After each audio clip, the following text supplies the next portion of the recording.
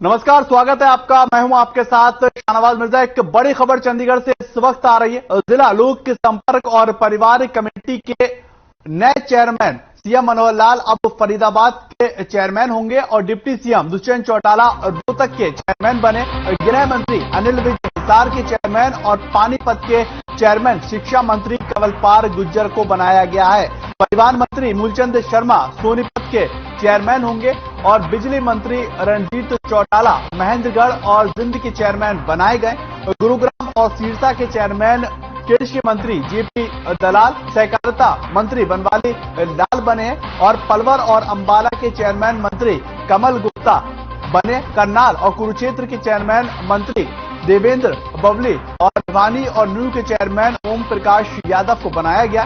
पंचकुला और झज्जर के चेयरमैन, यमुनानगर के चेयरमैन मंत्री कमलेश डांडा बने हैं और मंत्री अनूप धानक के चरखी दादरी और रेवाड़ी के चेयरमैन बने। मंत्री संदीप सिंह फतेहाबाद और कैथल के चेयरमैन बनाए गए हैं। ये बड़ी खबर, बड़ी अपडेट, बड़ी जानकारी आपको बता रहे हैं, जहां पर गुरुग्राम के चेयरमैन कृषि मंत्री जेपी दलाल को बनाया गया और संदीप सिंह को फतेहाबाद का चेयरमैन बनाया गया। ये बड़ी जानकारी आपको दे रहा है। देवेंद्र बबली भिवानी न्यू के चेयरमैन बने। यमुनानगर की चेयरमैन जो है उनको भी मंत्री को बनाया गया। गुरुग्राम के चेयरमैन कृषि मंत्री जेपी दलाल को बनाया गया। फतेहाबाद के चेयरमैन संदीप सिंह को बनाया गया। ये बड़ी अपडेट आपको दे रहे हैं गुरुग्राम से, जहां पर जो मंत्री हैं, जो कैबिनेट के मंत्री हैं, वो अब हर एक जिले के चेयरमैन बने हैं और गुरुग्राम के चेयरमैन कृषि मंत्री जेपी दलाल को बनाया गया। ये देखिए, ये पूरी लिस्ट और ये पूरी फहरिस्त, जहां पर हर एक मंत्री की जो है वो नाम की लिस्ट यहां पर लगी हुई है और साफ तौर पर लिखा हुआ है कि किसको कहां का चेयरमैन नियुक्त किया गया। डिप्टी सीएम रोहतक के चेयरमैन बनाए गए और गृह मंत्री अनिल विज हिसार के चेयरमैन बने हैं। इसी खबर को लेकर हमारे ब्यूरो हेड स्वर्णजीत जो है वो हमारे साथ जुड़ चुके हैं। स्वर्णजीत जी, जो चेयरमैन की लिस्ट है वो दरअसल अब घोषित हो गई है और अलग अलग जिलों के अलग अलग मंत्रियों को चेयरमैन बनाया गया है, और कुछ जानकारी। देखिए, अभी तक शाहनवाज यही बदल रहा है कि जिला लोक संपर्क और परिवार कमेटी के नए चेयरमैन बनाए गए हैं। मुख्यमंत्री मनोहर लाल जहां गुरुग्राम के पहले चेयरमैन थे, अब उन्हें गुरुग्राम से बदलकर फरीदाबाद जिले का चेयरमैन बना दिया गया है और उप मुख्यमंत्री दुष्यंत चौटाला को रोहतक का। जिस प्रकार से अभी आप दर्शकों को बता ही रहे थे कि गृह मंत्री अनिल विज को हिसार का और शिक्षा मंत्री कंवलपाल गुर्जर को पानीपत का और मूलचंद शर्मा को सोनीपत का चेयरमैन बनाया गया है, ऐसे ही सभी कैबिनेट मंत्रियों का जो फेरबदल है वो किया गया है। सबके जो चेयरमैनशिप है वो उनके पास जिले जो है वो अलग अलग दिए गए हैं। रणजीत चौटाला जो महेंद्रगढ़ के और जींद के जेपी दलाल, माफी चाहूंगा, जेपी दलाल जो है वो गुरुग्राम और सिरसा, बनवारी लाल पलवल और अंबाला के कमल गुप्ता। तो ऐसे सभी जो कैबिनेट मंत्री हैं उनको बदला गया है। बिल्कुल संजय जी, अगर बात की जाए जो चेयरमैन की जो फहरिस्त है उसमें जो फेरबदल हुआ है, क्या इसका असर चुनावों पर पड़ता हुआ नजर आता है या प्रशासनिक कार्यों को लेकर ये फेरबदल होते हुए दिखाई देते हैं? देखिए, अभी तो शाहनवाज यही कहा जा सकता है कि ये प्रशासनिक कार्यों को देखते हुए इसमें फेरबदल किया गया है और एक तरह से ये एक रूटीन प्रोसेस भी होता है। लेकिन हाँ, चुनावी मौसम जो है बिल्कुल हरियाणा में अभी जैसा कि पंचायत चुनाव बस कुछ ही समय में होने को है और साथ ही बात की जाए विधानसभा चुनाव, लोकसभा चुनाव को भी बहुत ज्यादा समय नहीं रह गया, तो उसे देखते हुए भी ये फेरबदल जो है वो किया गया होगा। लेकिन अभी जो कयास के यही लगाए जा रहे हैं कि ये रूटीन प्रोसेस है और इस रूटीन के चलते जो है ये चेयरमैनशिप इन मंत्रियों को दी गई। चलिए, बहुत बहुत शुक्रिया स्वर्णजीत जी इस तमाम जानकारी के लिए, बातचीत करने के लिए। एक प्रशासनिक फेरबदल के तौर पर भी ये देखा जाएगा और साफ तौर पर आगे जो चुनाव है क्या उस पर भी इन फेरबदल से असर पड़ता हुआ नजर आएगा। फिलहाल आपको जानकारी दे, सीएम अब फरीदाबाद के चेयरमैन होंगे और वहीं पर डिप्टी सीएम रोहतक के चेयरमैन बनाए गए और साथ ही साथ अनिल विज को भी हिसार का चेयरमैन जो है वो बनाया गया है। एक और बड़ी खबर जिनसे आ रही है, जहां पर हरियाणा विद्यालय अध्यापक संघ का धरना हुआ है और व्यवहारिक रैशनलाइजेशन के खिलाफ जो है वो धरना दिया गया। स्कूलों को बंद करने को लेकर यह धरना दिया जा रहा है। शिक्षकों के करीब 20,000 पदों को खत्म किया गया। ये बड़ी अपडेट, बड़ी जानकारी आपको दे रहा है। अध्यापक है, उन्हें जो है दूर दराज भेजा जा रहा है। इसको लेकर जिंद में हरियाणा विद्यालय अध्यापक संघ का यह धरना हुआ। वैवाहिक रैशनलाइजेशन को लेकर उसके खिलाफ ये धरना दिया गया और शिक्षकों के करीब 20,000 पदों को खत्म किया गया। जो अध्यापक हैं उन्हें दूर दराज भेजा गया है। इसको लेकर यहां पर विद्यालय संघ का धरना हुआ। ये दिन की खबर, जहां पर धरने को जो है लोग इकट्ठा होते हुए नजर आए और स्कूलों को बंद करने के विरुद्ध ये धरना दिया गया। और आपको बताएं, जो 20,000 पद शिक्षकों के थे उनको खत्म करने की बात, और उसी को लेकर दिन में ये तस्वीरें देखिए आप, इस तरह से अपनी बात को रखते हुए और प्रदर्शन करते हुए यहां पर हरियाणा विद्यालय अध्यापक संघ का ये पूरा टीम, ये पूरी टीम का गठन हुआ और ये लोग जो है धरना देते हुए नजर आ रहे हैं। स्कूलों को जो बंद किया जा रहा है उसके खिलाफ ये धरना दिया जा रहा है। और जानकारी ये भी मिली है कि 20,000 अध्यापक के जो पद हैं उनको खत्म करने की बात है और जो अध्यापक बचे हैं उनको दूर दराज भेजा जा रहा है। उसके खिलाफ यहां पर ये कमेटी बनी और ये अपना आंदोलन, अपना प्रदर्शन, यानी कि हरियाणा विद्यालय अध्यापक संघ का ये धरना जो है वो होता हुआ नजर आया। अपनी मांगों को लेकर, अपनी बातों को लेकर धरना देते हुए नजर आए हैं। 4801 स्कूल टोटल यहाँ बंद हुए हरियाणा में। हाँ, और लगभग उनमें लगभग कन्या का स्कूल है, लगभग सभी 183 लिस्ट आ चुकी है और 38 जींद जिला में। हाँ, कन्या माध्यमिक विद्यालय। ये समाज के अग्रणी होते हैं, शिक्षक और मार्गदर्शक की भूमिका निभाते हैं। ये जो नीतियां हैं, नई शिक्षा नीति 2020 ले के आए हैं और ये पोस्टों कैप्ट करें, जो प्रधान जी ने, गौतम जी ने बताया, उनमें ये है कि इनके दुष्परिणाम आगे आएंगे। समाज में भयंकर बेरोजगारी फैलेगी और बच्चे अनपढ़ रहेंगे, नशाखोरी और अपने अत्याचारों की तरफ बढ़ेंगे। वो लूटपाट जैसी हत्याएं, ऐसे सब अपराध होंगे। तो ये एक छोटा सा काम लगता है कि ये, इसीलिए हम शिक्षकों ने ये विरोध का बिगुल बजाया। ये जो हरियाणा में स्कूलों को बंद करने की योजना सरकार की नई शिक्षा नीति के माध्यम से, और अभी जो ट्रांसफर हुए टीचर्स के, उनके कारण जो स्कूलों में अवस्था हुई है, कई स्कूल खाली पड़े हैं, मिडिल और खासकर हाई स्कूल। उसके विरोध में कल 4 बजे से और आज 4 बजे तक 24 घंटे का रात्रि पड़ा था हरियाणा विद्यालय अध्यापक संघ का और जन शिक्षा अधिकार मंच का। और ऐसा कार्यक्रम पूरे हरियाणा में। तो वहीं पर चंडीगढ़ इंटरनेशनल एयरपोर्ट का नाम बदला गया है और अब ये शहीद भगत सिंह इंटरनेशनल एयरपोर्ट के नाम से जाना जाएगा। इसमें पंचकुला और मोहाली का नाम नहीं जोड़ा गया है। और आपको ये बताएं कि बुधवार को केंद्रीय वित्त मंत्री निर्मला सीतारमण ने नाम बदलने का उद्घाटन किया और इस मौके पर केंद्रीय मंत्री वीके सिंह के अलावा पंजाब के सीएम भगवंत मान और हरियाणा के डिप्टी सीएम दुष्यंत चौटाला और गृह मंत्री अनिल विज के साथ दोनों राज्यों के गवर्नर बंडारू दत्तात्रेय और बीएल पुरोहित वहां मौजूद रहे।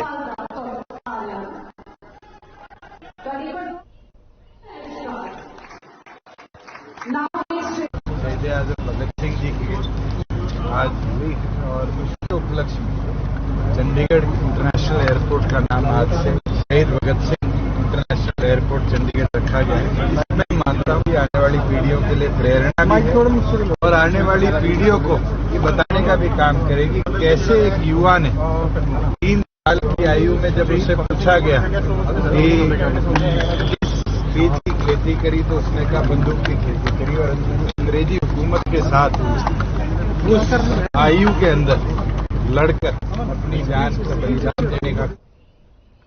सोनीपत में हथनीकुंड बैराज से पानी छोड़े जाने के बाद यमुना नदी में बाढ़ का खतरा बना हुआ है और ये बताया जा रहा है कि यमुना नदी में बाढ़ के खतरे ने प्रशासन की चिंताओं को बढ़ा दिया। आपको बताएं कि 3 दिन पहले हथनीकुंड बैराज से लाखों क्यूसेक पानी यमुना नदी में छोड़ा गया था और इससे सैकड़ों किसानों की हजारों बीघा फसलें जलमग्न हुई। इस दौरान ज्वार, मक्का, बाजरा, अरहर, धनिया खीरा, तुरई, कई फसलें पूरी तरह से बर्बाद हो चुकी हैं। दरअसल प्रशासन की तरफ से किसानों को अब तक कोई भी आर्थिक मदद नहीं मिली है और इसके बाद किसान प्रशासन से बर्बाद हुई फसलों के मुआवजे की मांग कर रहे हैं। आपको ये भी जानकारी दें कि यमुना के तटवर्ती गांव में रह रहे ग्रामीणों को भी बाढ़ का खतरा सता रहा है और फिलहाल प्रशासन ने बाढ़ से निपटने के कड़े इंतजाम कर लिए हैं।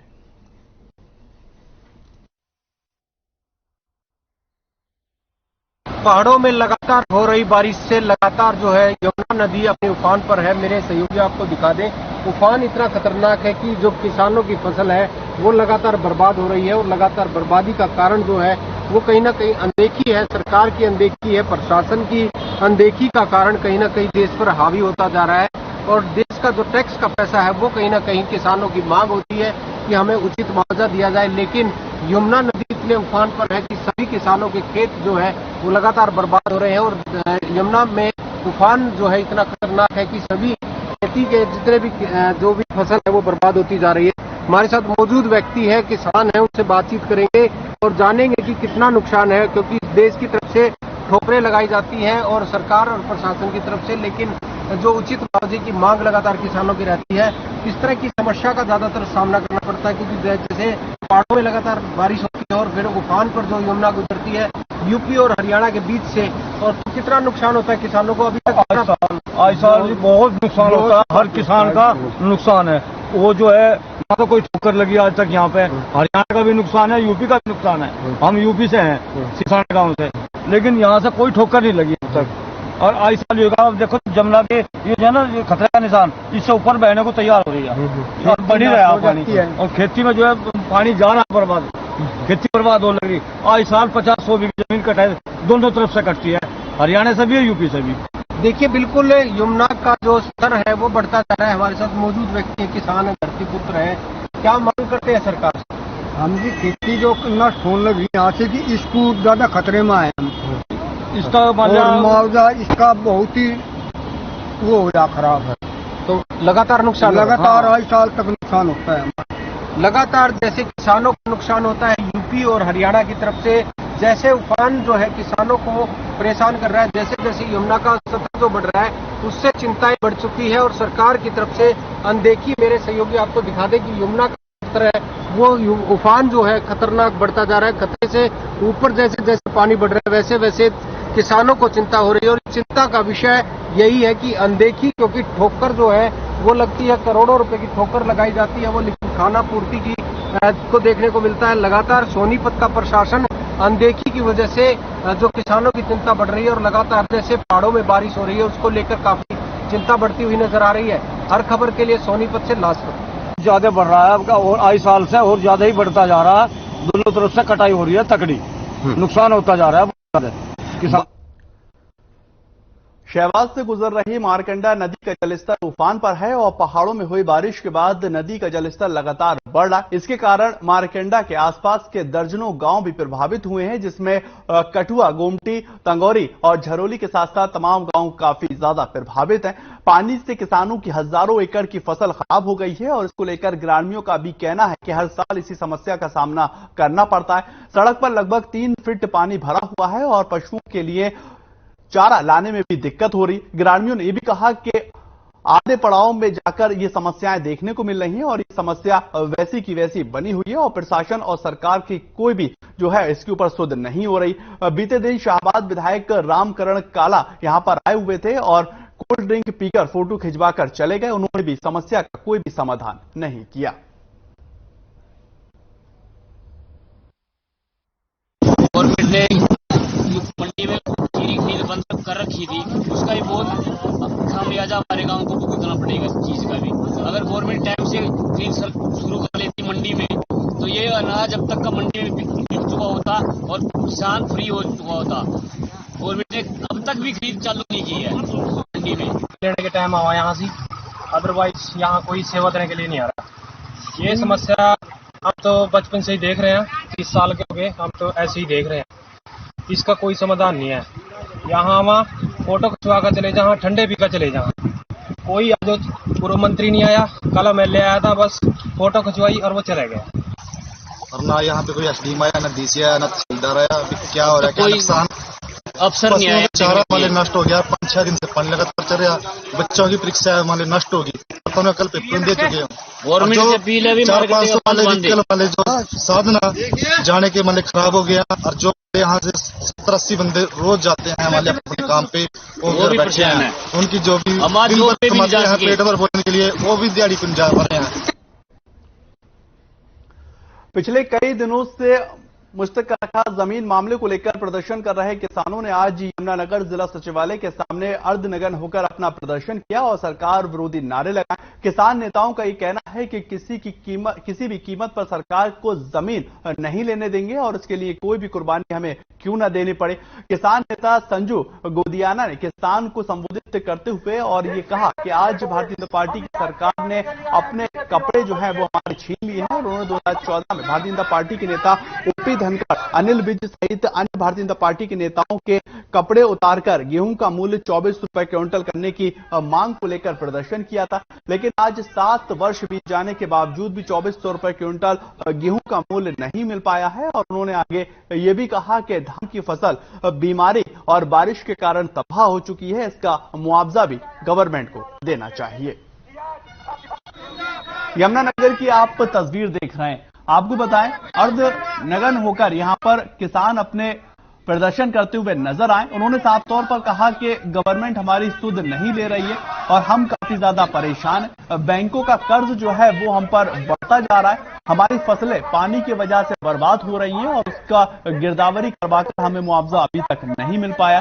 किसानों ने एक अनोखा प्रदर्शन इख्तियार किया और अपनी बात को रखते हुए अर्धनग्न होकर यमुनानगर में दिखाई दिए। यहाँ पर साफ तौर पर अपनी बातों को रखा और उन्होंने कहा कि 2014 में भारतीय जनता पार्टी के नेता ये कहते थे कि 2400 रुपए क्विंटल गेहूं की धान मिलनी चाहिए, जो अब तक नहीं मिल पाई है।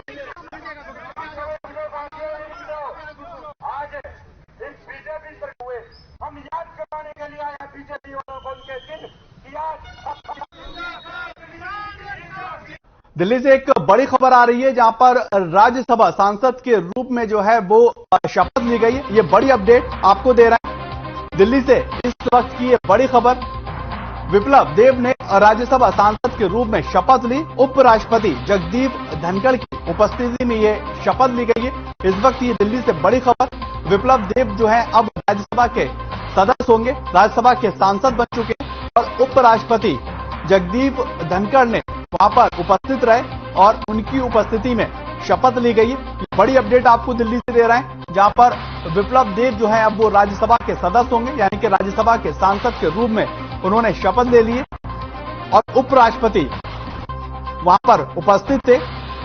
उनकी मौजूदगी यानी कि उपराष्ट्रपति जगदीप धनखड़ की उपस्थिति में वहां पर विप्लव देव राज्यसभा सांसद के रूप में शपथ लेते नजर आए। तस्वीरें आप देखिए, ये वही तस्वीरें जहां पर विप्लव देव जो है वो राज्यसभा की शपथ ले रहे थे और उपराष्ट्रपति जगदीप धनखड़ जो है वहां पर मौजूद थे। और तस्वीरें देखिए आप, शपथ लेते हुए की तस्वीर।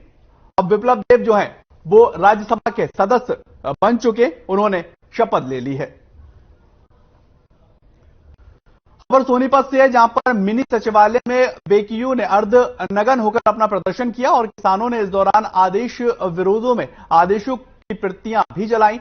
आपको बताएं कि ये एक नया इख्तियार का जो है प्रदर्शन किया गया है और किसानों का ये कहना है कि उनके पुरखों की जमीन को पंचायत के नाम पर हथियाने की साजिश की जा रही है और किसान किसी भी सूरत में ऐसा नहीं होने देंगे। साथ ही किसानों ने जलमग्न हुई फसलों की गिरदावरी और मुआवजे को लेकर भी प्रदर्शन किया है और सीएम के नाम जिला प्रशासन को ज्ञापन सौंपा है और उन्होंने कहा कि हमें मुआवजा देना चाहिए क्योंकि हमारे जो फसलें हैं वो भी बारिश की वजह से काफी ज्यादा बर्बाद हो चुकी हैं।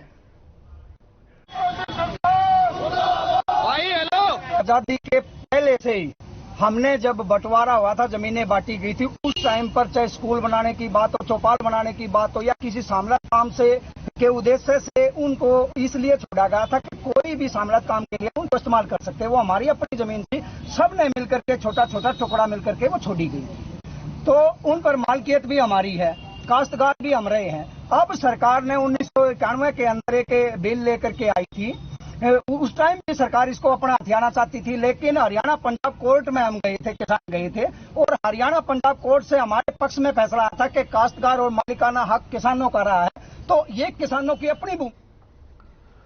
भारतीय किसान यूनियन चिड़ूनी ग्रुप के आह्वान पर किसानों ने मुश्तरका मालकन श्यामलता देह और खराब फसल गिरदावरी को लेकर अर्धनग्न होकर अपना प्रदर्शन किया और किसानों ने करनाल जिला सचिवालय के गेट के सामने क्रांतियां भी जलाकर अपना रोष व्यक्त किया। सरकार के खिलाफ जमकर नारेबाजी की और किसानों ने प्रदर्शन कर जिला प्रशासन को मुख्यमंत्री के नाम ज्ञापन सौंपा। किसानों ने कहा कि उनकी मांगों को पूरा नहीं किया गया तो एक बड़ा आंदोलन करने पर वो मजबूर होंगे। और भारतीय किसान यूनियन के जिला प्रधान अजय राणा ने कहा कि सरकार कानून लाकर किसानों को उनकी जमीन से बेदखल करना चाहती है और किसानों ने यह भी कहा कि सरकार कानून लाकर किसानों को परेशान कर रही है।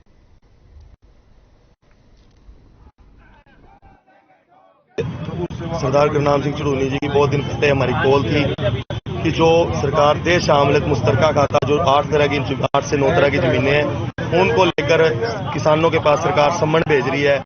कभी उनको किसानों से हथियाना चाहती है, उसको लेके हम यहाँ पे अपनी जो ज्ञापन देने हैं। हमारी तो 2 ही मांगे हैं जी। एक पहली मांग तो है जी देश शामलत मुश्तरका मालकान जो जमीन है वो सरकार अपने उसमें देके पंचायत में देके और अपने कब्जे में लेना चाहती है, जबकि वो सदियों से 4-5 पीढ़ी से जो हम जमीन बो रहे हैं, इस्तेमाल से पहले भी बो रहे थे, आजादी से पहले बो रहे थे, वो जमीन लेके और अपने कब्जे में लेना चाहती है और बड़े कॉर्पोरेट घरानों को देना चाहती है। अपनी मांगों को लेकर कैथल में किसानों ने अनोखे तरीके से प्रदर्शन किया और आपको बताएं किसानों ने अर्धनग्न होकर यह प्रदर्शन किया। नीम साहब गुरुद्वारे के पास ये प्रदर्शन शुरू हुआ और विभिन्न मार्गों से निकलता हुआ जिला सचिवालय पहुंचा, जहां पर किसानों ने सरकार के खिलाफ नारेबाजी की। इस मौके पर किसानों का ये कहना था कि एक तो प्रकृति की मार पहले ही किसान पर पड़ रही है और सरकार नित्य नए फरमान जारी कर किसानों को भी परेशान कर रही है।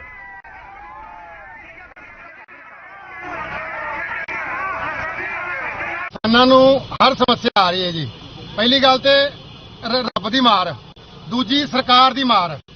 ये दोवें सरकार और रब दोवें किसानों ਨੂੰ मारने ते तुले ने और मैं किसान अगे बेनती करांगा और हर सरकार जिहड़ी भी साडे वर्ग चाहुंदी है वो किसानों दा भला सोचण दी कोशिश करे। जिहड़ियां साडीਆਂ शामलात या देह लाख जमीनां ने उन्हां ਨੂੰ हथियाण दी कोशिश ना करे। पहले में सुप्रीम कोर्ट ने एक आदेश जारी किया था जुमला मुश्तरका मालकान और शामलात की जो जमीनें हैं कि वो पंचायत के नाम और नगर पालिकाओं के नाम करवाएं। उसको लेकर बार बार किसान लगातार धरनारत हैं और सरकार के कान पर कोई ज्यों नहीं रेंग रही।